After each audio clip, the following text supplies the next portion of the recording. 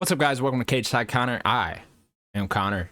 Today's video is gonna be my UFC 318 preview slash breakdown slash prediction slash bets, whatever the fuck you want to call it. UFC 318 this weekend, going down Saturday, July, what is that, 19th, 18th, something like that. I'm not entirely sure. Not good with dates. This, of course, is gonna be headlined by Dustin Poirier versus Max Holloway 3. The third in the trilogy here. Dustin Poirier's last fight, his retirement fight, which is very upsetting to me. I'm Dustin Poirier, probably my favorite fighter. I would probably go between him, Carlos Condit, Frankie Edgar. Those are probably my top three. Anthony Pettis could throw in there as well. Yeah, man, I adore Dustin Poirier so much. I've been watching him since back in the WEC days. It's gonna be a heartbreaker watching his last fight here. Honestly, I'm kind of dreading this experience. His last fight week. Kind of been watching like all the embeddeds, all his interviews and stuff like that. Just really taking in his last fight here because I do believe him. I do actually think this will be Dustin Poirier's last time fighting. Maybe in like 2-3 years he comes back out for like a boxing match or something like that. But I do think this will be the last time we see Dustin Poirier in the UFC, which is very sad, man. It's this guy's just been fighting for so long. He's been through the ringer. He's fought so many champions. He's beaten so many champions. He never held undisputed gold. I held on to that dream for so long for him, and yeah, it just never ended up happening. But man, what a career Dustin the Diamond Poirier has had. I mean, it's been so exciting. It's been so fun to watch. There's been so many great fights. It's there's very few guys in the sport that are like Dustin Poirier, that fight as often and fight as many high level names and put on such great performances as he does. It's a shame, man. It's gonna be a big loss for MMA not having Dustin Poirier around. And yeah, I'm dreading that experience. But what a final fight we got. You know, the second fight with Max Holloway was obviously a great fight. Would have been fight of the year if not for Israel Adesanya and Kelvin Gastelum fight that year, which happened right before that fight. So yeah, it's gonna be a great fight. It's gonna be a good time. So yeah, let's get into my thoughts on the full pay-per-view here. Of course, in your main event then was Dustin Poirier versus Max Holloway 3. Dustin Poirier coming in at plus 120, Max Holloway minus 140. I think the odds are about right here. I think they're really looking at that Gaethje win for Max Holloway, which is why he's a slight favorite here. And then obviously Dustin Poirier coming off that loss to Islam Makhachev from last June, all the way a year ago now. And then Max Holloway, of course, coming off the loss to Ilia Topuria down at featherweight for the belt. Yeah, I guess I agree with the odds. I don't know. I kind of lean slightly more Dustin here than I do Holloway. I just think sometimes a guy just has your number, you know, and when you're up 2-0 on a opponent and you're going into a third one, I gotta side with the guy that's up 2-0. I know Dustin's older now, but he's still, you know, Dustin has said it all week. He's still in his prime. He still can compete with the highest level guys. He's only 35 years old, so like it's still in him. He's just retiring and leaving the game before the game leaves him, if you know what I'm saying.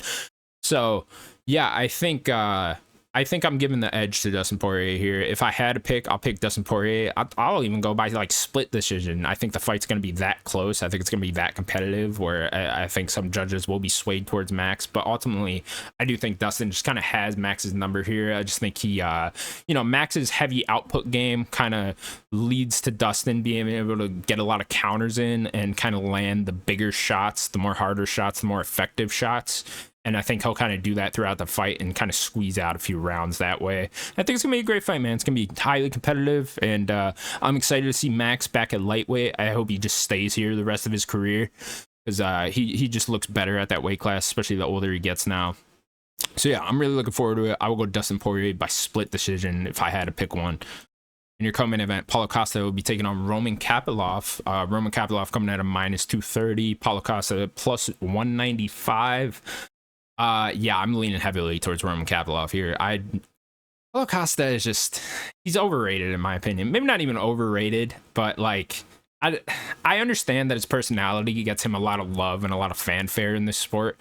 I don't know. The guy's a little weird to me, and he's just very inactive. He doesn't fight often, and when he does, I mean, this guy's last win was an aging Luke Rockhold in 2022. It was already 3 years ago, and it was against Luke Rockhold, who was, you know, definitely in the later end of his career when they fought. I mean, that was his last UFC fight, and way past his prime, and Paulo Costa had a competitive fight with him, you know? So I don't know. And then his last fight, of course, being the Sean Strickland fight, which happened last June, in which he just lost 5 rounds. He just got outpointed all 5 rounds. Sean Strickland. I mean, no shame there. Sean Strickland very good in his own right, but I don't know. I'm not very high on Paulo Costa, and I think Roman Kavalov is a great kickboxer.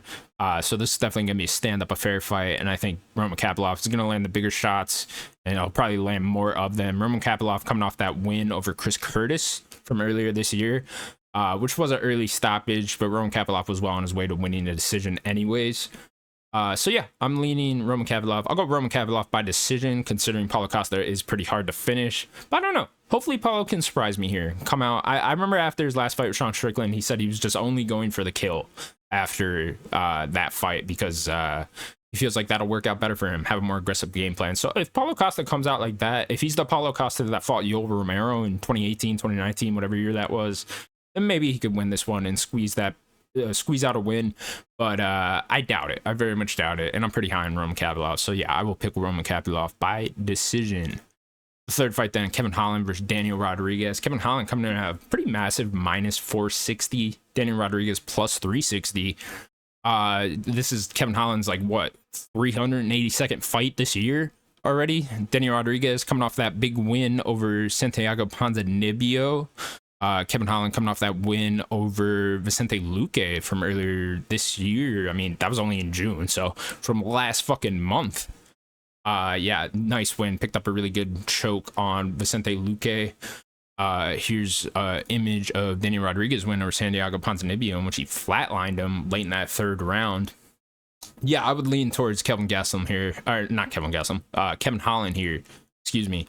I agree with the odds makers. Maybe I don't think Kevin Holland should be this heavy a favorite, but yeah, I would pick Kevin Holland to win, and I'm actually gonna pick Kevin Holland to win by sub, probably like round 2-ish if I had to guess. Kind of looking a lot like the Vicente Luque fight. I think Kevin Holland has a really good way about him of making fights wild and creating wild exchanges, and I think at some point he probably clips Daniel Rodriguez here, Big D-Rod, and gets him to the ground that way and then sinks a choke in. You know, I think he'll like drop him sometime in the 2nd round and then yeah, sinks in another Darce choke or something like that. Kevin Holland becoming a bit of a submission specialist, which is weird how bad his grappling looks sometimes, but then he has awesome submissions. So yeah, I think he's gonna pull another one off here. Daniel Rodriguez, not one to get finished very often, but I think Kevin Holland is very much a finisher, and he's gonna do just that at some point throughout this fight, if I had to guess. Your next fight then, Dan Ige versus Patricio Pitbull. Dan Ige, excuse me. 50K Ige. This is an interesting fight to me. So this will be what, the 2nd fight on the pay-per-view here. Dan Ige coming off the big win over Sean Woodson from earlier this year, which was another early stoppage. That fight should not have been stopped there. Sean Woodson still on his feet. It was perfectly fine. But whatever. Dan Ige picked up the win there. Patricio Pitbull coming off that loss to Yair Rodriguez, which was his UFC debut, which he looked horrible in that fight, not gonna lie. I think Patricio Pitbull's way past his prime here. I honestly think this was a bad signing by the UFC to even pick him up. Hopefully they... You know, I say this, but I think fighter pay should be higher. But hopefully they didn't pay out too much for Patricio Pitbull, because they definitely got him on the back half of his career. I mean, way later in the back half even. They got him in the back, I don't know, last 3 or 4 fights for Patricio Pitbull. And yeah, I think it's an interesting matchup. I do think Dan Ige gets the win here. I think he probably clips Patricio Pitbull at some point and gets the dub that way. I think he probably ends up TKOing him sometime. I don't know. You know, I could see this go to decision just considering how durable Patricio Pitbull is, but I'm going to go with Dan Ige here. I think he gets a finish at some point. I just think Patricio Pitbull was here for a good time, not a long time, and I don't think he's all that in on his fighting career anymore. I don't think Patricio Pitbull has a UFC title run in him, is basically what I'm trying to say. Your last fight then on the pay-per-view, Michael Johnson versus Daniel Zellhuber. Michael Johnson coming off a big knockout win from earlier this year. Daniel Zellhuber coming off that fight of the year contender, or I mean, what pretty much was the fight of the year for 2024 against Esteban Ribovic. That was a great fight, by the way. I mean, God, that was definitely my fight of the year last year. That was the only good thing about that Sphere card from last year.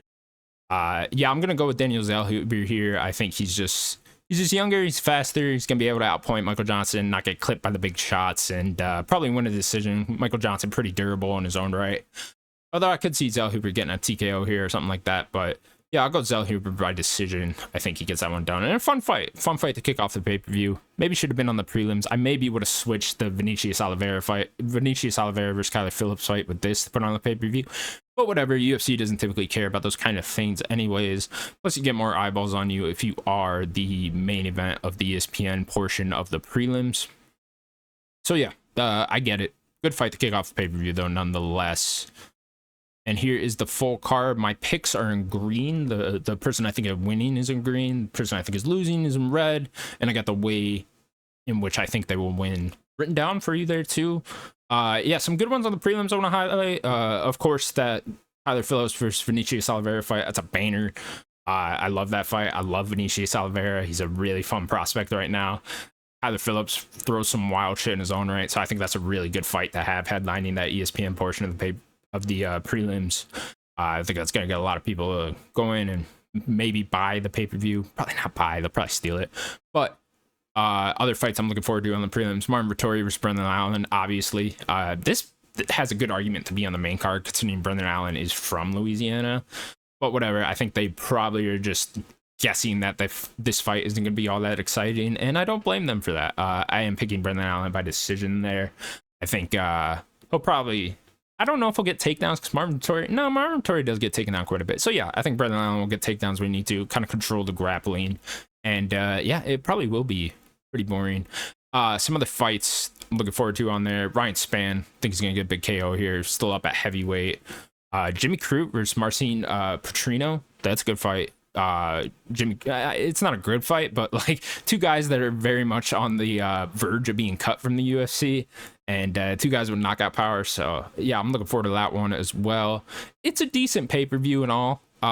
Could definitely use a title fight headlining it, you know, or I know there is the BMF belt headlining it, but like an actual title fight at the top here probably would have put this pay-per-view over a little bit more and made it like a really good pay-per-view. So right now I think it's solid. I think it's more of a hardcore fans pay-per-view. I don't think a lot of casuals are going to be coming in buying this pay-per-view and watching this by any means, but I am looking forward to the card nonetheless. And it's Dustin Poirier's last fight, so of course I gotta support it. I gotta watch this. I'm looking forward to it very much. Gonna be watching the whole thing. If I had to rank this card, pre-fight ranking for this card, I'm gonna give it a solid 7.6. I think it's okay. It's not the best pay-per-view of the year. It's not the worst. You know, it actually might be up there with the worst, depending on who you ask. But you know, it's a great main event. Some good fights sprinkled in on the main card, and then yeah, not a lot of names throughout the prelims, but I think it'll lead to some good fights nonetheless. So yeah, solid 7.6 for UFC 318. I have 317 written there, excuse me.